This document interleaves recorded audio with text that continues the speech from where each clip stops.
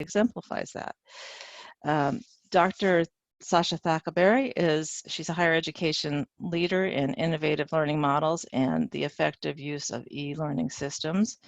She holds the role of Vice Provost of Digital and Continuing Education at Louisiana State University. And if you're connected with Sasha on social media, you can kind of see that the innovations that she continues to work on and push out, and it really is impressive. So if you're not connected with her on social media, I hope you will, because the things that she's doing at Louisiana State University are things that we should all pay attention to. Previous to that, she was Assistant Vice President for Academic Technology and New Learning Models at Southern New Hampshire University.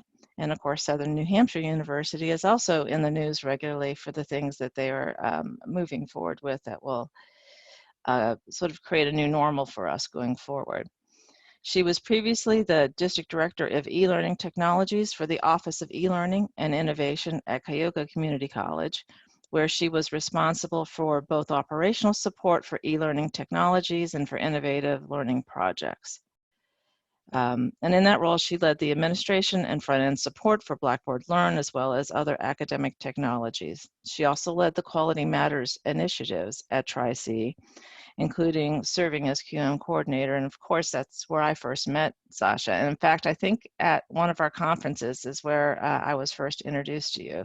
Absolutely. Yeah, so it's one of the great things about this community is because this community has always grown and moved and led, but now the spotlight is on all of you. And when anybody asks me, what should institutions be doing now? The first thing I tell them is to find their local experts, because if you've been doing QM, if you've been doing online, you have people on your campus that know and that have expertise you ought to be tapping. And so speaking of expertise, I think I will just stop talking and ask Sasha to take over and lead us through the keynote. Thank you. So the first thing I want to do is actually, well, after I make sure y'all are seeing the right PowerPoint here. That is the right. Yep. Awesome. Expanding impact all over the place. So I think the first thing I want to do is obviously thank Deb and Brenda and the team at QM for having me. I am a big QM fan from way back when.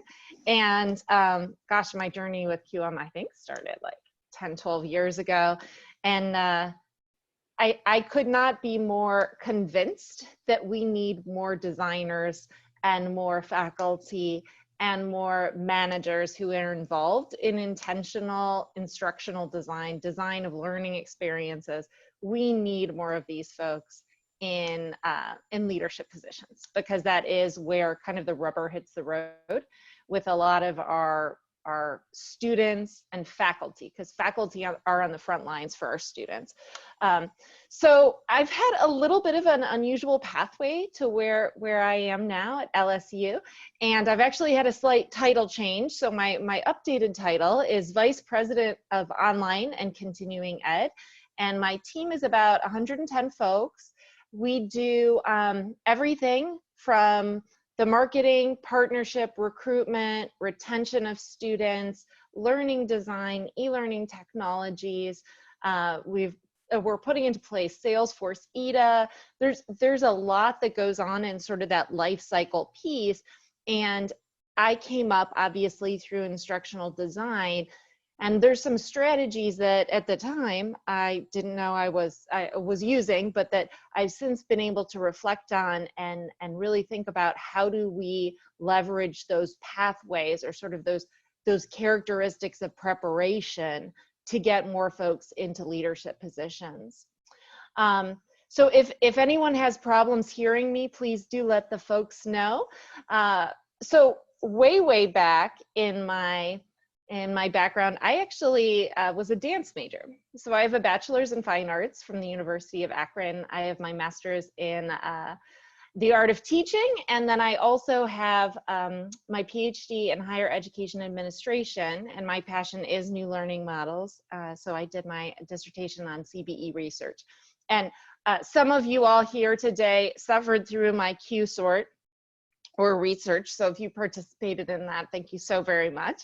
I've also worked in theater. I've worked as an online learning coordinator for a nonprofit edtech agency. And that's really where I think I've been particularly, my personal mission and my professional mission really align. So talking a little bit about what these pathways are, I've kind of grouped, I was going to start with measurable learning objectives, as you know, it's QM, but then I decided there wasn't an effective way to assess everyone at the end, and so that would create a misalignment. So I'm starting with sort of a topical approach in these three buckets. So first of all, why leadership? Why is it important? Then career ladders, what do some of those look like? And finally, sanity and risk. So how do we put this in the context of our actual real lives? Part of this presentation is me going to be sharing some of those stories from my life with you. So excuse me in advance if you get a little bit more of a window into your keynote speaker than you were thinking you were going to get. But I firmly believe that the professional is personal. And this will help have that conversation as you're speaking in your own context about your next steps. So impact. Impact is very, very important. Obviously, we're trying to get to students, but I think as all of us know, sometimes there are constraints within where we sit in the institution and what our seat enables us to do. Leadership is really a privilege that lets you put some strategy, resources, and oomph behind the things we know we need to do. So this is actually one of my favorite memes from way back. Some of you may probably know this, but that is the difference between user experience and design. So we create things, and by we, I mean higher ed as a whole, and then students experience them. And often students experience them in ways that were not intended. Thinking of that student experience, thinking of the learning experience holistically really does require that design mindset. I don't know if any of you have had the experience of having a meeting without an agenda. I just, like half my meetings are without agendas. Or if any of you have had that experience of being on a project and not really knowing what your success metrics are. What does success look like in a committee setting? What does success look like in an initiative? How are you going to measure the impact of a learning initiative across a group of students, across a university, across a college? What is that going to look like? Being part of a community that values quality processes and inclusion, the way that Quality Matters does, provides the folks engaged here in this community with that perspective of, we should have goals. We should know what success looks like. Where you're situated in the institution really does matter for that. We need more people who take that student advocacy perspective, who look at things from the student view. We need those folks in leadership positions. We need to ask better questions as we implement change in higher ed. And then the other piece that I think it's really important to think about are, what are your professional goals? What are your professional values? So my career has always been in the nonprofit space. I'm much more passionate about seeing how we can impact that experience. But there are very good for-profit organizations and companies that do also have those values. So where do you find yourself aligning your professional values and goals with where you want to go?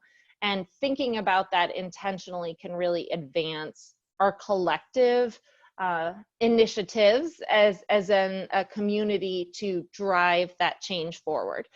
But leadership is also a privilege. So you have some very special ability to make change in leadership positions that situationally individual contributors or managers of smaller departments don't necessarily have. And that, of course, is in the context of your institution. So there's that positional power aspect. There's also the expertise power aspect, which I'm sure all of you are little bit more popular now on your campuses and in your institutions than you were a few short weeks ago.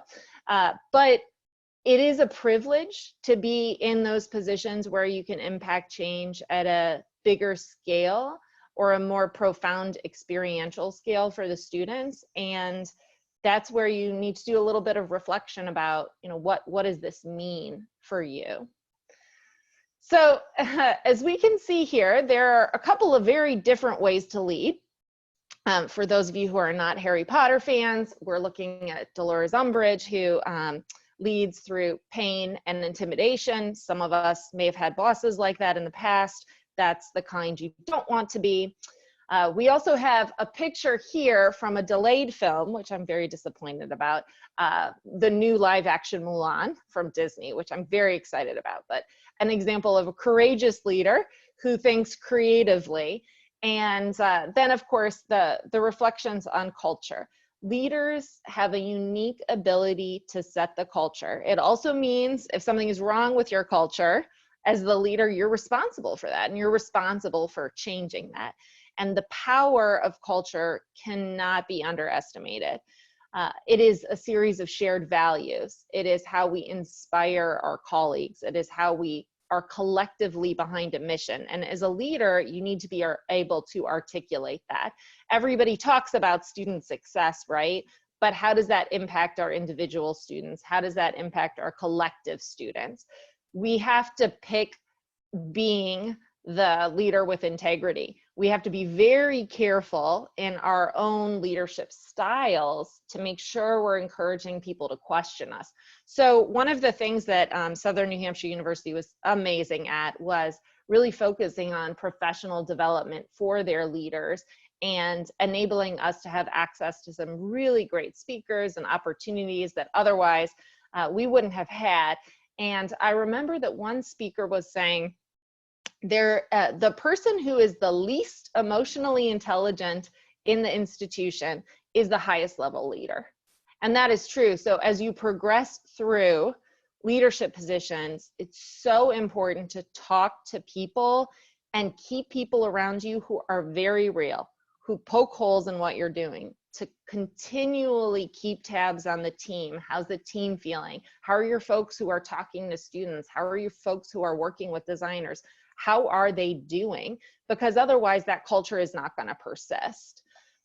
We need to be able to think out of the box.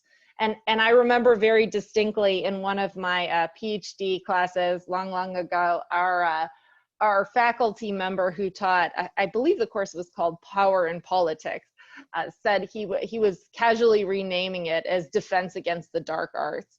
And I thought that was just so amazingly spot on, that all of us in leadership have to both be a little strategic about how do we make sure we can make effective change, but also how do we make sure that we're not becoming Dolores Umbridge, right? And this is really an opportunity that you have in leadership positions to align your team, align your culture with your mission. And you can get pretty concrete about that. So here's just one example of what you can do in a leadership position and why I'm hoping that I'm inspiring some of you to go in that direction in your pathway. So who you hire, really, really important. Those of us working at public institutions know that oftentimes there's not as much flexibility as there are in other situations. Sometimes you have to really work with HR to make sure you can get a flexible enough job description to hire the type of team that you want to hire. Even hiring from outside of higher ed, you know, Quality Matters does things in corporate environments. One of my favorite places to get instructional designers is actually from K-12, because K-12 teachers are trained a little bit more in curriculum design and definitely more in assessment and objectives. And that's a very transferable skill set.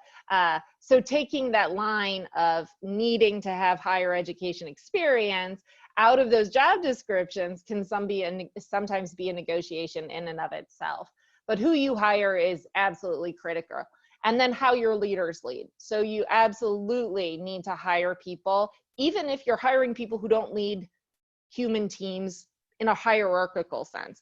as they lead across the institution, they have to be advocates for change, advocates for the intentional design of learning experiences and the intentional design of student experiences. What you don't want to do is have someone who is on board. You don't need on board. You need passionate advocates. And there's a big difference. Like sitting on the bus is different than keeping the window down and yelling everybody to join on the bus. Those are really, really big differences. The other thing that we all have learned, I think, and embraced from QM a lot is that quality is a process. It's not a destination. And as we learn more about the science of learning, neuroscience is one of my favorite geekdom, sort of reading up on hobbies. Really fascinating how we learn. The connection between the heart and the brain is really interesting. And here I'm not talking about love, I'm talking about the actual heart health in the brain. But how do we communicate that culture? One of the things that I'm showing here is what we did in our team. So again, this is something I learned from Southern New Hampshire University, to be very specific about your culture. What is the culture that you want to create? And so coming to LSU, one of the things that I wanted to do, very, very different type of institution, very different environment. And so I've worked in nonprofits. I started as a K-12 teacher. I've worked in actually theater, as I had mentioned previously, but I've also worked in the community college environment, a private, huge scale institution, Southern New Hampshire University, and now a flagship institution at LSU, as well as coordinating across the system for some programs. So all of these very different environments have a different type of culture that you walk into. And I really wanted the team to be integral to defining who we wanted to collectively be. So we spent 2.5 months in some design sessions. And by design sessions, I mean with human-centered design, we use a lot of sticky notes. So they're all around my desk right now, sticky notes everywhere. And threw everything up on the wall, literally, put sticky notes all over the wall.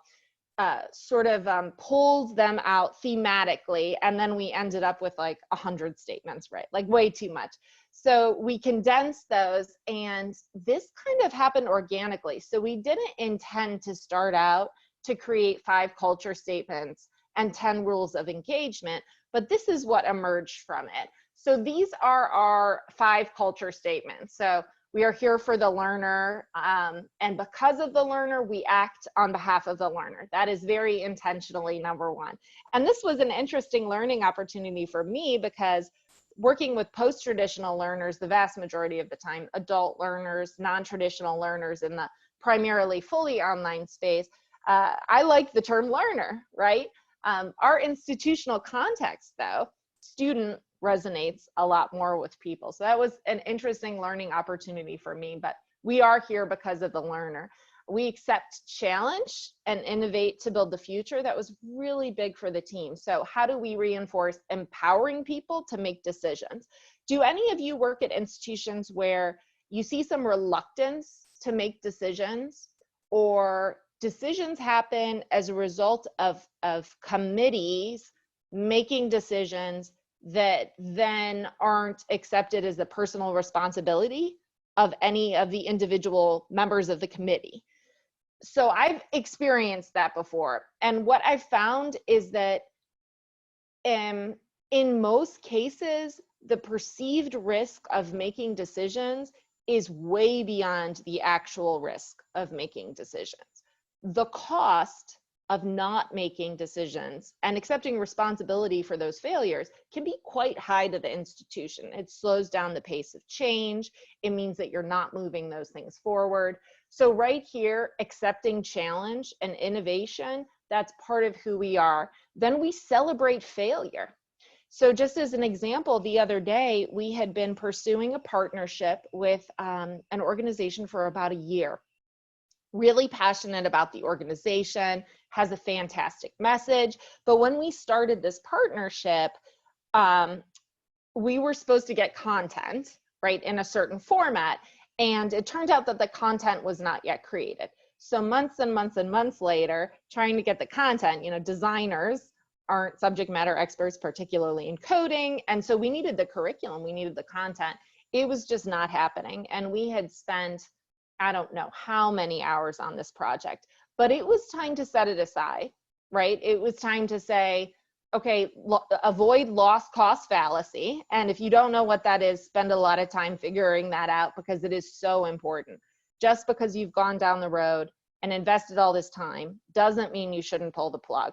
And in fact, Paul Taylor, who is a dancer, he was originally with the Martha Graham Company, and then he started his own company. He said, as a choreographer, one of the hardest things to do is pull the plug on something, is to just stop instead of trying to fix it. Sometimes we need to stop doing it because we need to be able to prioritize on what will have the most impact. And you have to celebrate those failures because otherwise you won't take risks. And then this is my favorite. This is something we hire for. We are proactive, problem-solving, can-do people. We aren't negative Nellies. I'm very big on your attitude matters at work, and that can be one of the hardest things to instill in people, is that approach, how you approach things. And then we win as a team. And that's really, really important, because I have seen teams crater based on internal competition between groups. Really making sure that when you celebrate people, you celebrate them by name, by contribution, and make sure you're not attributing the work to the wrong person, because there's nothing more demoralizing than calling out someone and congratulating them for their work, and it turns out to be someone else's work.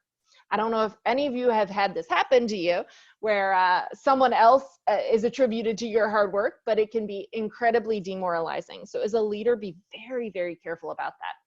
But then we had to take it down to I statements, because each of us are doing certain behaviors, very behavioral things that contribute to the team and our ability to get things done. So the first one was everyone is my customer, which was really important in most institutions too.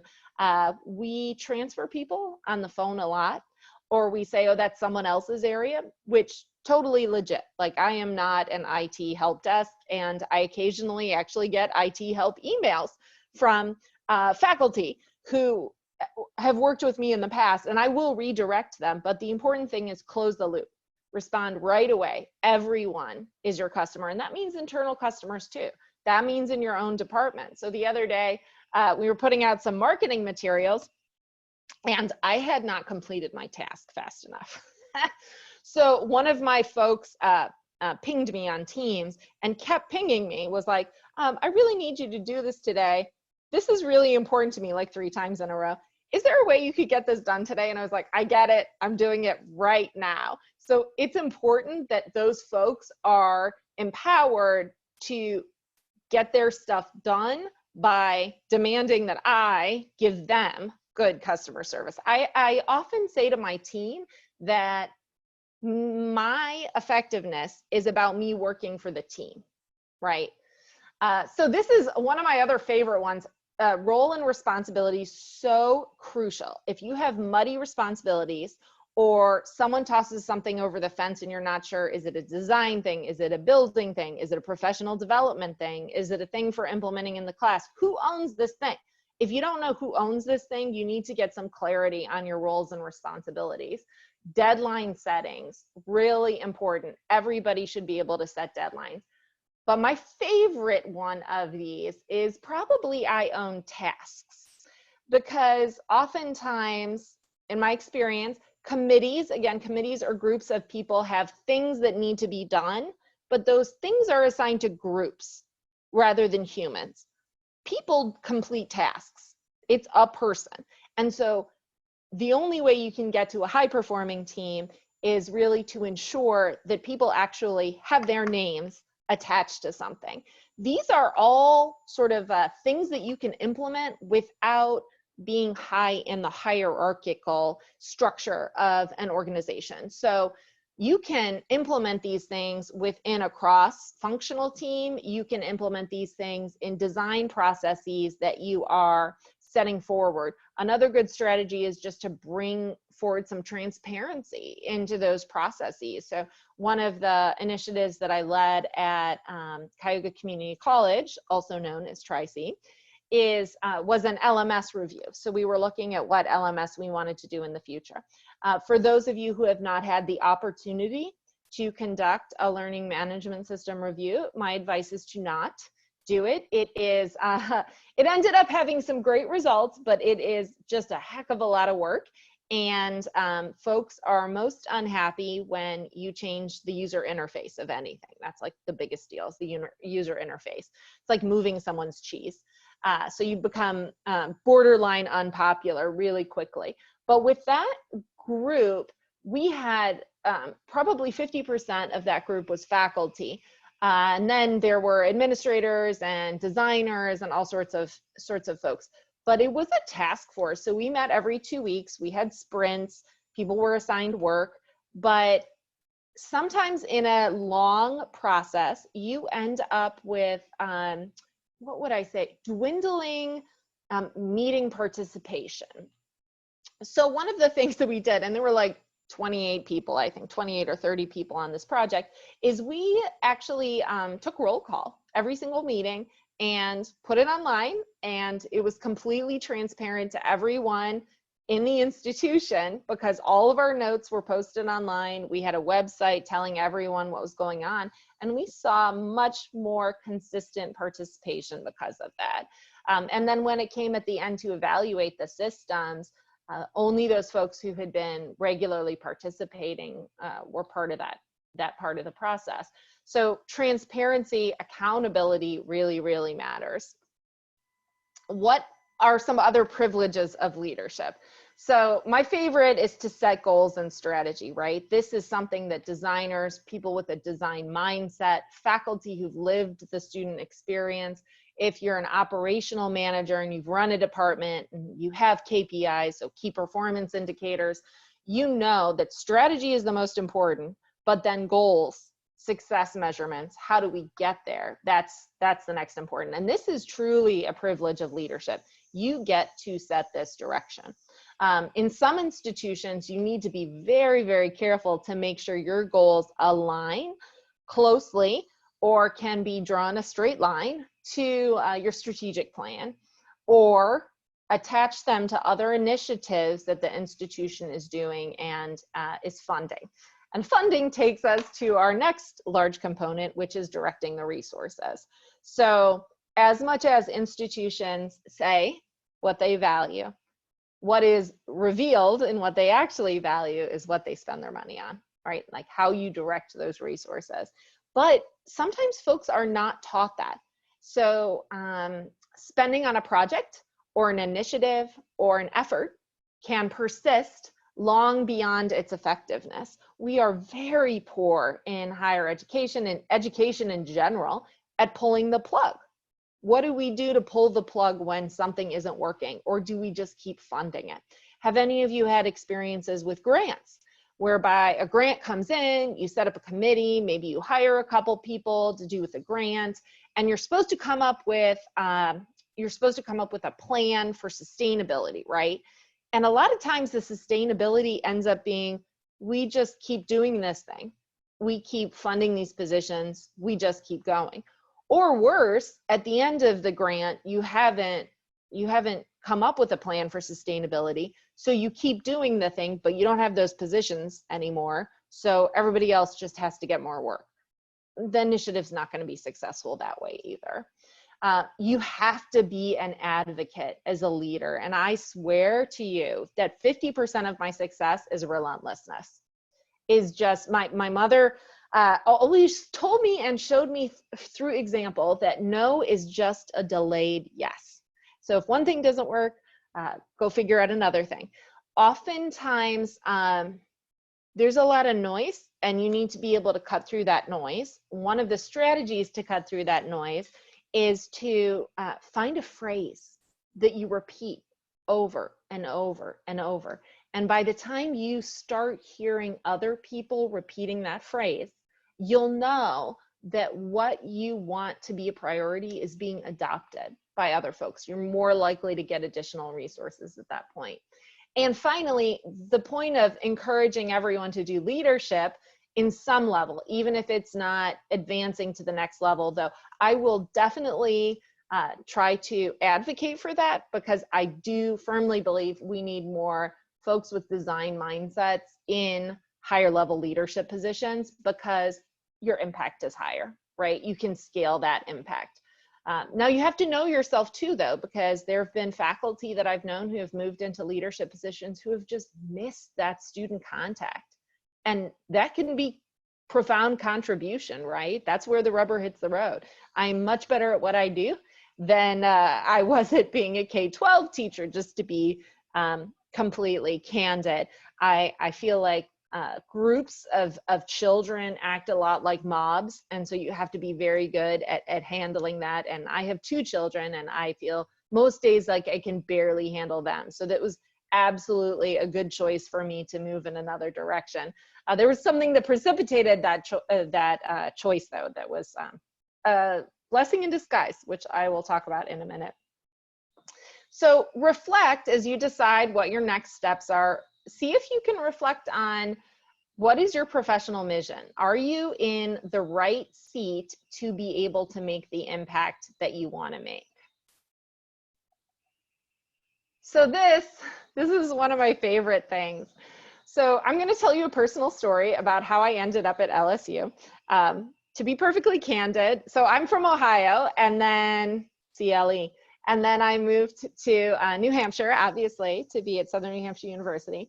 And so I'm kind of like a northern girl. I did not ever see myself living in Louisiana, but I was intrigued by the job description, and I was kind of in a place where I felt like I was at the top of my game, doing what I was doing at SNHU and feeling a little frustrated, like ready for the next thing. So I made it past the first level interview. A friend of mine, Kelvin Bentley, if any of you know him, big shout out to Kelvin. He had sent me this job description. It seemed intriguing because it was building a department. I had always wanted to build a department from the ground up. I didn't realize what that level of ground was. I'll explain that in a minute. But so I flew down there for the second level interview. I was picked up at the airport at night because I literally had a day. We were in the middle of an LMS migration that I was leading at Southern New Hampshire University, which is not easy to do. So again, I don't recommend it unless you have to. But it was also a lot of fun. It was very time intensive. So I literally I think I was in Louisiana for less than 24 hours for the second level interview. So I was they had a driver pick me up at the airport. So the first thing that happens is I walk out of the airport and this wall of humidity hits me. So if anyone lives in a place that's humid, you know exactly what I'm talking about. You walk out of something that has air conditioning and into something that feels like you're walking through pea soup. So that's my first, I mean, that nothing's wrong with lentil soup or pea soup, nothing's wrong with that, but I just don't like the feeling of walking through it. So that was my first exposure to Baton Rouge. So I'm picked up by this driver who drives me past, keep in mind it's at night. So I'm seeing none of the topography except for the giant chemical plant. And you're seeing these plumes of smoke go into the air. So my first visual exposure to Baton Rouge was this giant chemical plant. And the driver's telling me about how, you know, it's a huge part of their industry and that the plant itself is the size of a small city. And I'm thinking to myself, well, this is interesting because New Hampshire, like lots of, there's the coast there, there's the trees, it's beautiful. I love the topography of the Northeast. And then he talks about, there was this flood in August of 2016. So I'm there in I think 2017 was when I was interviewing. And he's talking about this devastating 1,000-year flood. A lot of people who weren't in floodplains got flooded, all sorts of economic impact. Really great guy, but is telling me about how he's still not back in his house like over a year and a half later. So the first two things that I am exposed to in coming to this, actually 3 things. So walking into a wall of humidity, only being able to see the giant chemical plant, and apparently devastating floods. So this is my first exposure to Baton Rouge.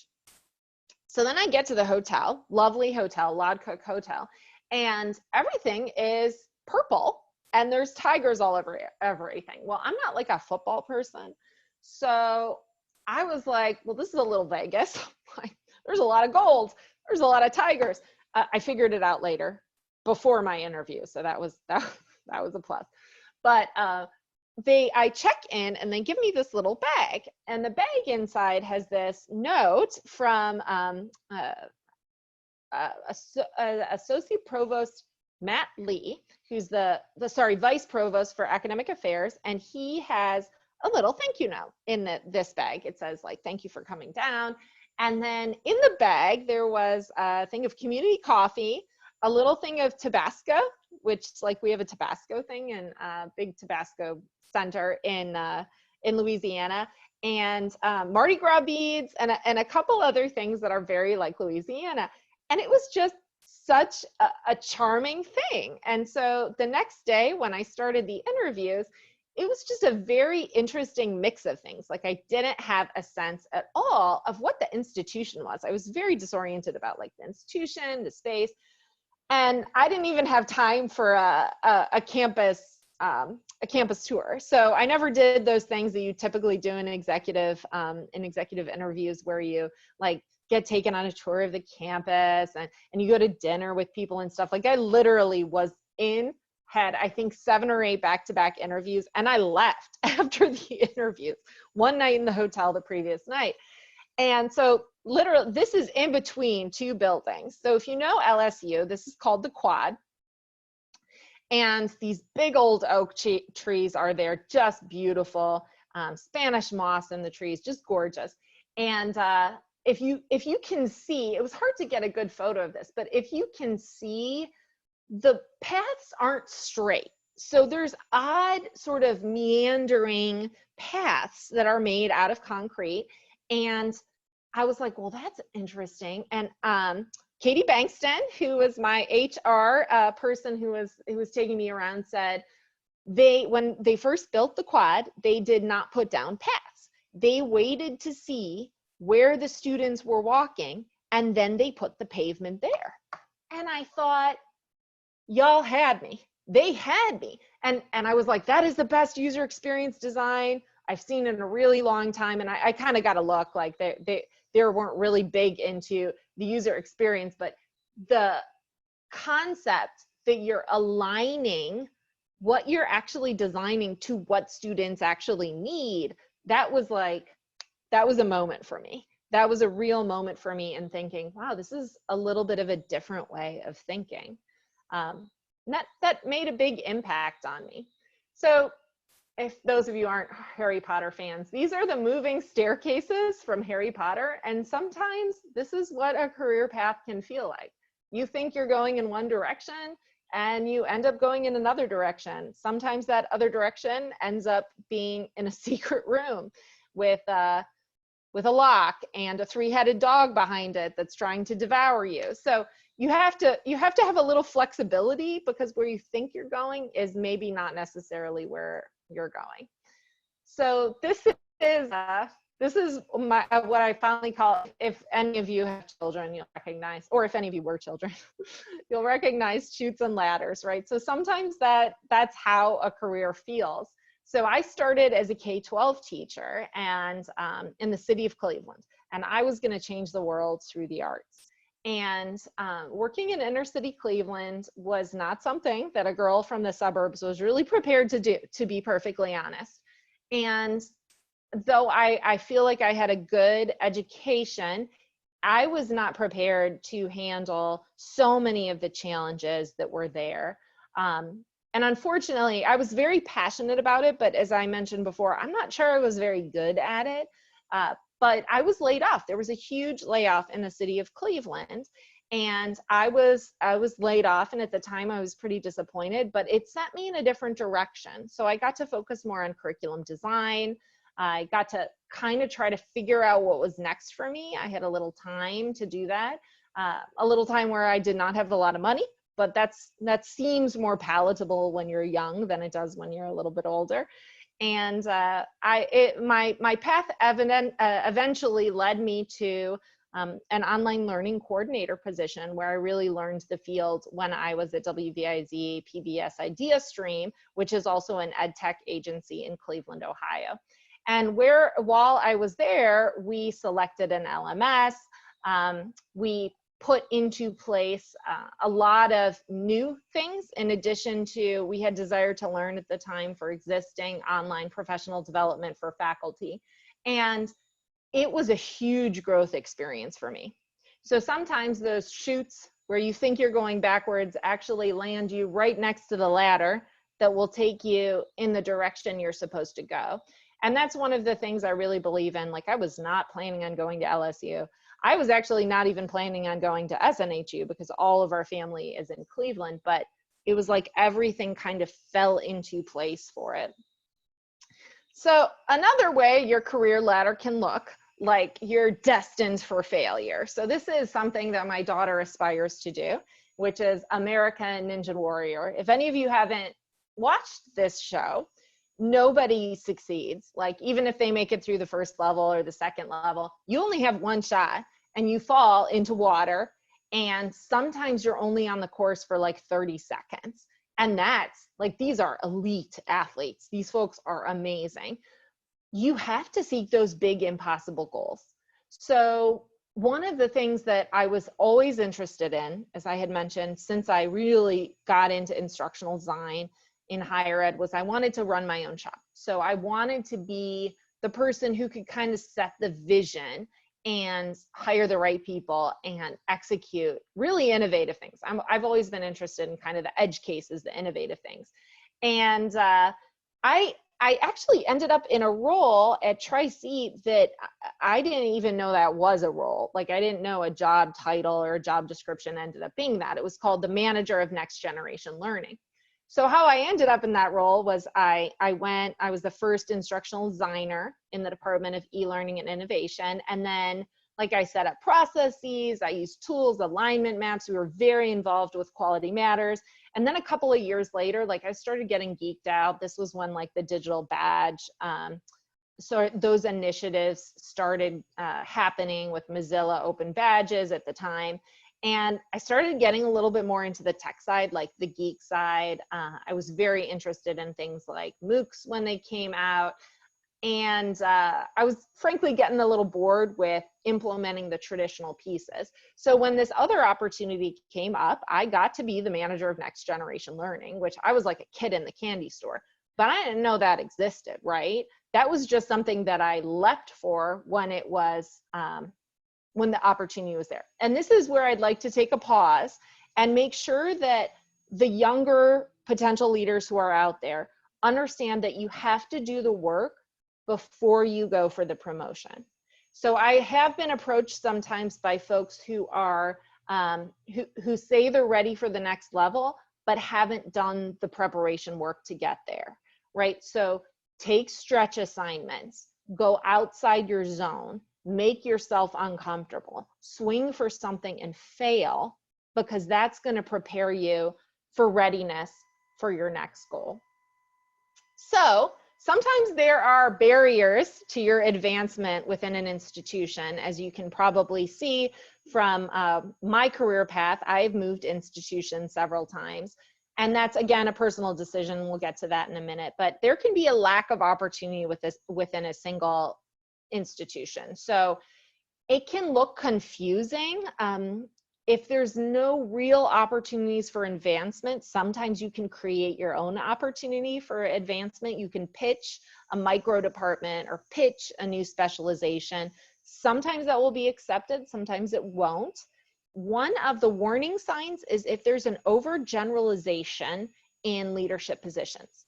So if folks tend to be progressed and moved around from department to department in a way that doesn't respect the concept of specialization within a field, that's probably a warning sign, right? So someone from student affairs who's really, really good with residential life is probably not the person you want to put in charge of your instructional design department. Like, if people are being moved across with no regard for their specializations, their preparation, their expertise in the field, that can be a sign of a lack of health in the leadership of an institution.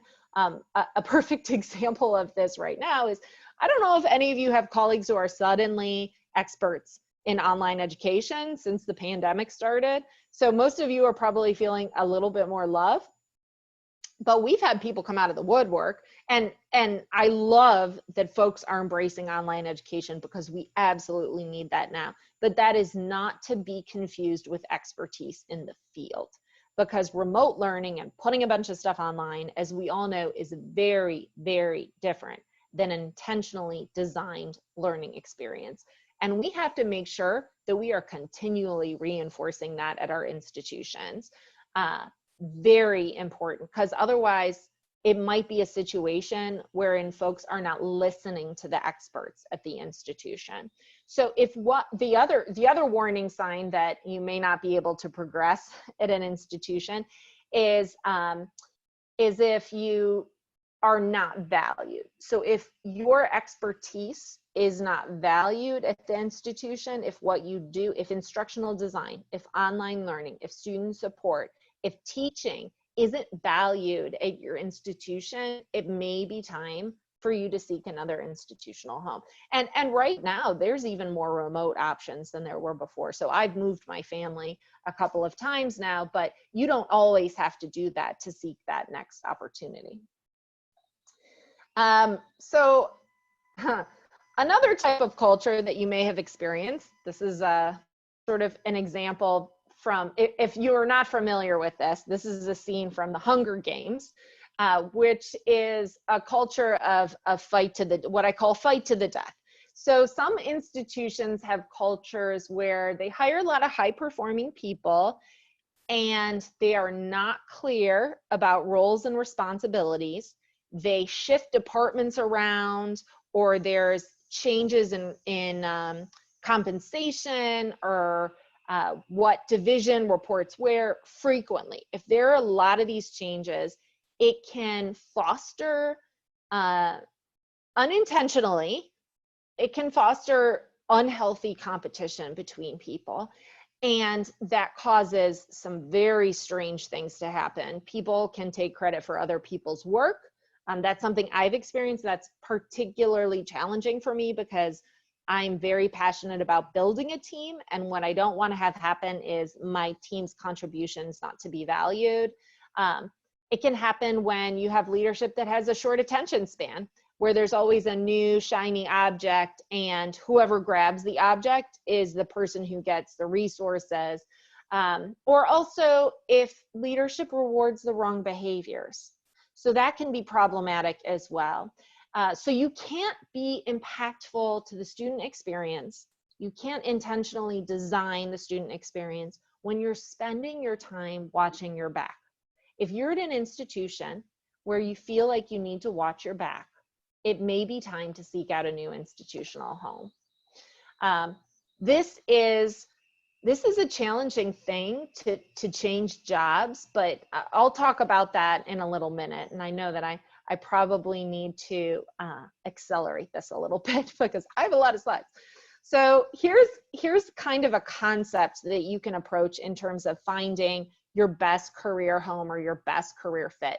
And I actually have a note in my notes here in all caps: do not try to pronounce this, because I was practicing the pronunciation of this Japanese concept last night and it did not end well. So in terms of a concept, what it does is it combines your passion with something you're good at, something you have to be paid for. We all have to feed the family, pay the rent, pay the mortgage, and then also something the world needs. So when you can align these components, you can find really that career home that you want. But finding that path is not always a straight line. So this is one of my favorite quotes, which is, it says in nature, and don't forget, us humans are part of nature too, that things move violently towards their place, but calmly within their place. And you may have felt this as well.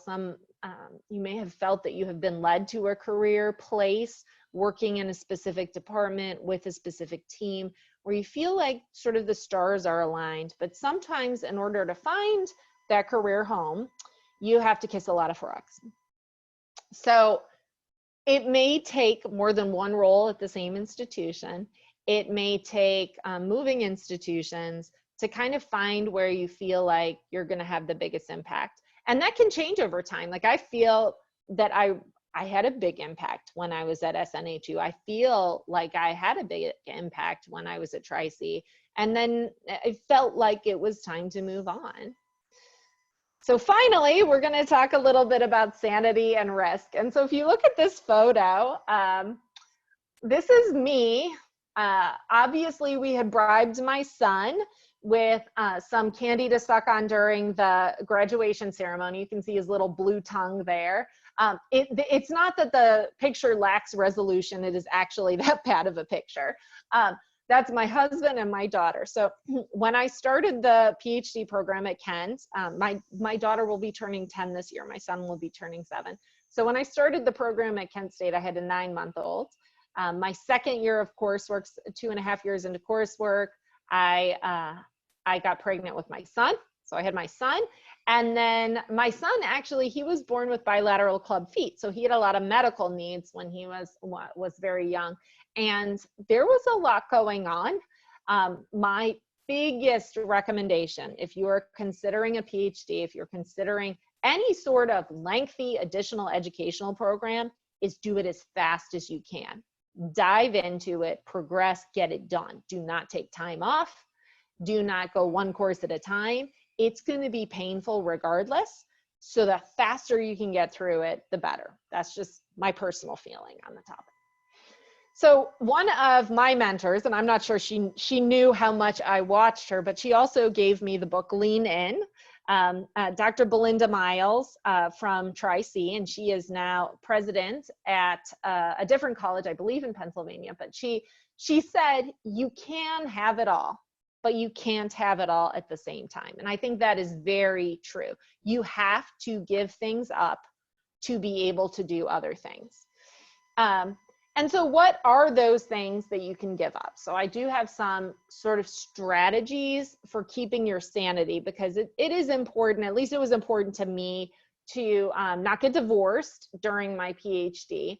And so there are certain things that you should consider doing in order to make sure that you can progress. So the first one absolutely is family and support structure. If you have a significant other, if you have children, if you have parents, whoever in your life is going to be impacted by this, you need to get on the same page as to what that means. I need to study at these times. I need to not have to work on Saturdays. You have to figure out what it is up front. You have to agree on that. If you have to fight for time to do the things you need to do to progress in your career, you are not going to be successful. You're going to be frustrated. My husband and I had a 5-year plan. The first 3 years of the 5-year plan took 5 years. So we're on like phase 2 of the 5-year plan. But we were in alignment that he was going to do more around the house.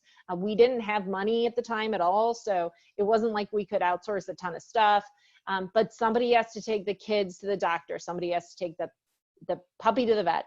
One of the other things that a coworker of mine did, which I thought was really brilliant, is she and her husband renegotiate their marriage contract every year. So they literally sit down on their anniversary, and she gets as prescriptive as, I'm making dinner 3 nights a week. Sunday I will make breakfast, and then the rest of Sunday is my day off. Like, he is going to do the laundry. She's going to do this stuff. It's written down. It's their marriage contract for the next year, which I thought was brilliant.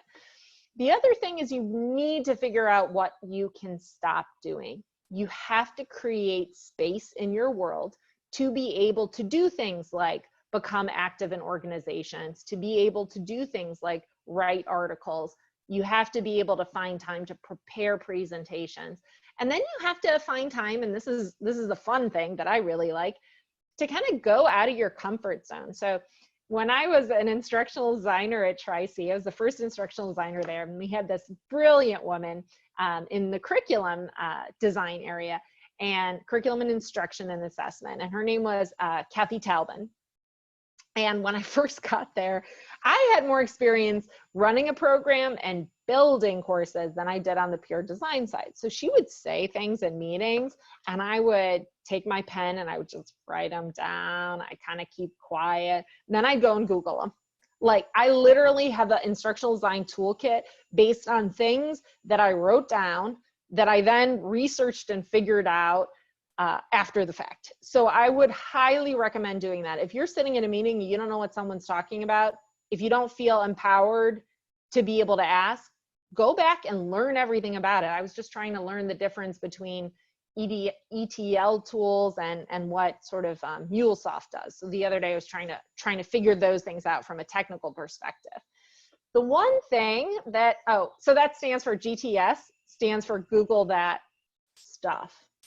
And that's something that our team does too. If we don't know something, or I also call it phone a friend, ask somebody in another institution, ask somebody at QM, ask somebody at WCT or OLC or Educause, UPSIA. There are experts out there. Go out and find one of them. So outsourcing is one of my favorite things. One of the strategies that I used is I would adjunct teach, or I'd do design work on the side. I'd moonlight doing some things, because those are things you can put on your resume.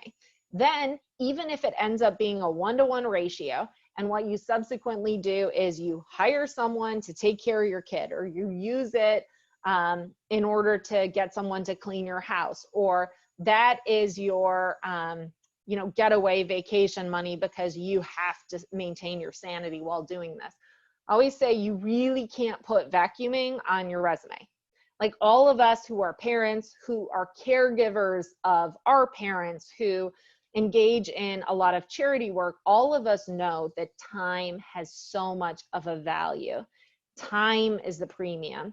So you have to figure out, what do you need on that resume to have the time to do things, or outsource those things, because caregiving is not valued.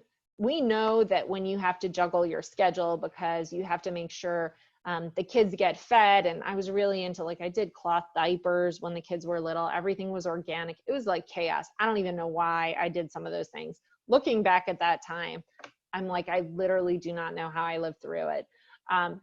But it's important to note that those things don't have value. Like, I can't put on my resume, I did cloth diapers for both of my kids, and I was very environmentally friendly. Like, looking back, I clearly should have made other choices. But even if it's a 1-to-1 ratio, even if you get paid for adjunct teaching, or you get paid for doing a presentation, or you get paid for writing an article, which most of the time you don't, if that happens, use the money to buy yourself time. And then finally, you have to rip off the Band-Aid. Oh, speaking of time, you have 12 minutes left. Fantastic. Are there questions? I want to make sure I leave time for questions. There are 4 in the Q&A right now, and probably more. Awesome. Okay, if folks have questions, please do get that in. This is my second to last slide. This is one of my favorite writers. Art and Lies, if you ever want to read a zany novel, is just a fantastic book, probably my favorite book. Jeanette Winterson has this quote. She says, "From our risk comes our safety." And I firmly believe that. So if you're ready to move to the next position, don't be afraid to go for it. Just rip off the Band-Aid and try it. Anything that you think is job security is an illusion. I think we know that now more than ever. If you think that your job is stable, or you've been at an institution for 20 years and so things are going to keep trucking, that is an illusion. Something could change overnight. You may as well pursue the next opportunity. We need people to do this. So we need people to confront the fear, figure out what they're going to do in their personal life to stay sane, and go after the leadership roles. It's kind of my version of design-minded leaning in. So find a pathway, create your own pathway, figure out what path is going to work for you, and create that into leadership, because otherwise we are not going to be able to impact the student experience the way we know we should be able to do. And I would say that we've lived through a lot. My family has lived through a lot in the past 5 years. We've moved to 2 states, bought and sold 3 houses, and kids have been in multiple schools. If you've ever moved, you know what a nightmare just moving is. And we rehabbed a house. We did some really crazy things that I wouldn't necessarily recommend, but it's doable. All of this is very doable. And I think the time could not be more important than right now to be able to have people who are focused on student success and really very specifically student achievement, graduation, the student experience. Now is the time. So thank you so much. And hopefully there are a few questions that I can help answer, but you can also find me at Sasha T. Bear almost anywhere. So Sasha T. Bear at Gmail, Sasha T. Bear on Twitter. And of course, you can send things to Quality Matters as well. And those good folks there will get them to me. So let me see here if we have some questions that I can help answer.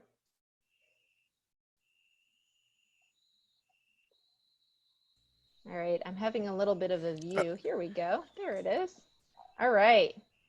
If you want to read the questions out so that they can get captured by the live chat, that would be awesome. Thank you. So the first one that came out is, can you explain why the least emotionally intelligent is the best leader? They aren't.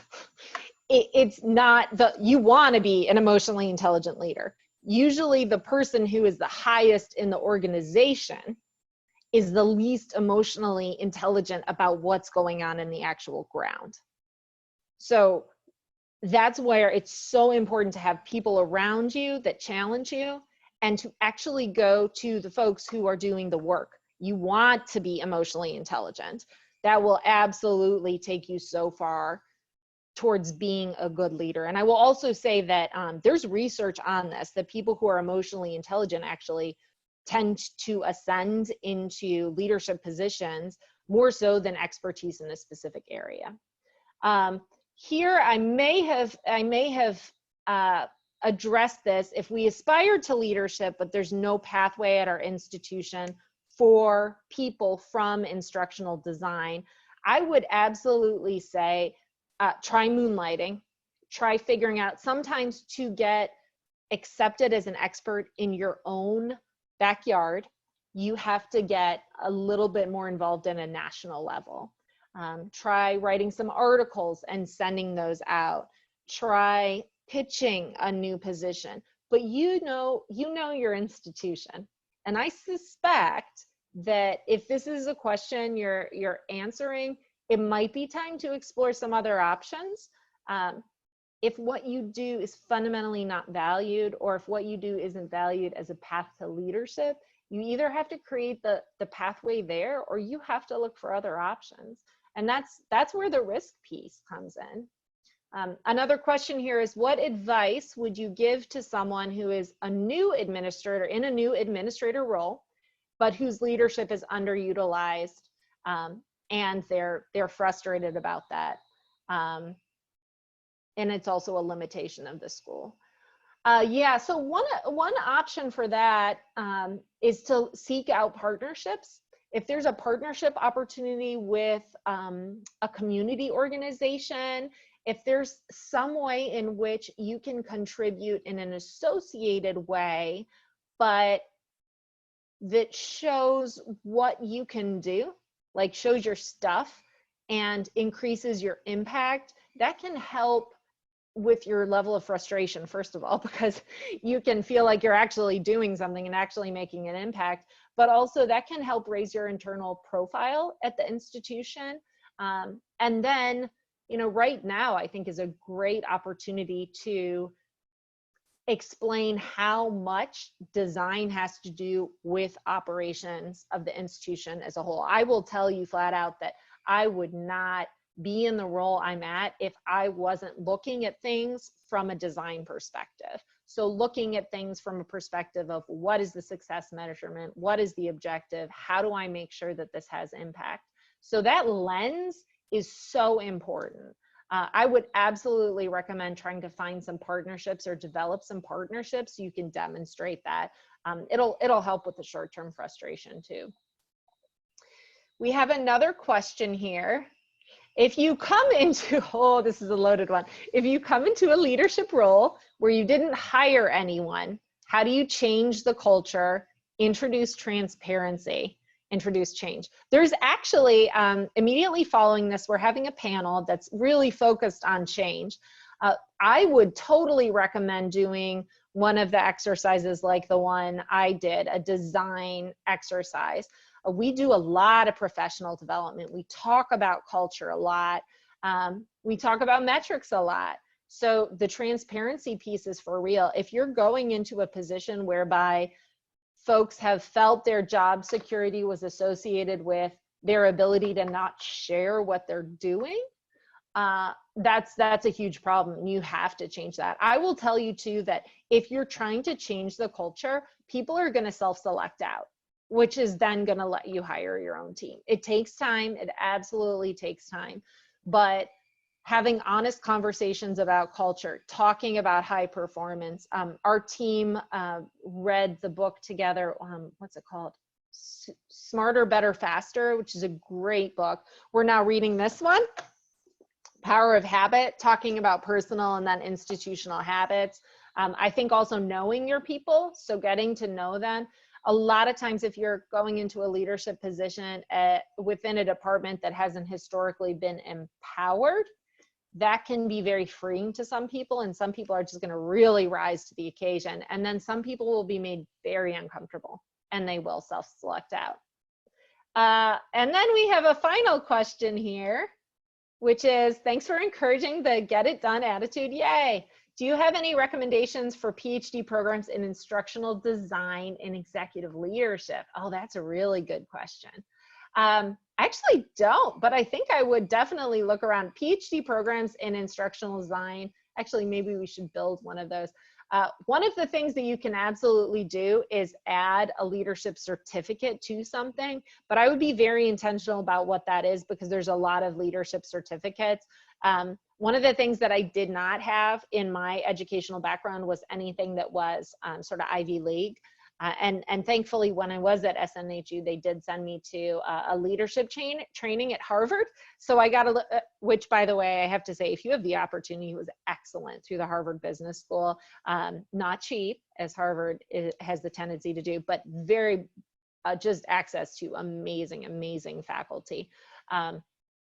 I would definitely recommend maybe combining those two. It's also good to have a variety of types of training on your resume, and it also exposes you to additional sort of ways of thinking about things, different ways of approaching strategy. But everything doesn't need to be a PhD either. I think probably the most I've learned about leadership has been things like this, like reading books, asking questions, seeing what has been helpful to other people. I'm an information junkie, so I think a lot of it you can learn that way. If you're looking for the credential, though, you might consider short form for that. So I think that is our last question. Yes, let me jump in and say, Sasha, that was really terrific, very practical, thoughtful, inspiring advice about leadership pathways. And for those of you who are interested in continuing this discussion and on this topic, the panel that Sasha told you about is next. And before you go, I just want to tell you a couple of things here. You notice the breaks and lunches are scheduled, so they're firm. So maybe you, if you don't want to miss what's coming next, you might want to consider setting alarms so that you don't miss those. And some of the breaks are longer to give you more time to do what we all have to do in between events like this. We do have a Zoom room for the lunch break for those of you who just want to pop in and have sort of an informal chat. We'll all be able to see each other. And so we'll be there. We understand if you want to go and get some work done too, that's understandable. And if you can come back to this room at 4:30, we're having a town hall and talk about some things that QM has done to respond to the COVID-19 situation and to hear what you need and what you're doing. So thank you very much. Thank you again to Sasha. Many, many thanks. And we'll continue. This is a great kickoff for our day. Thanks so much. Thanks. So here are the list of the next sessions, which are going to start in now 5 minutes. So you have time to refresh your cup of coffee and then visit any of the rooms for any of the upcoming sessions.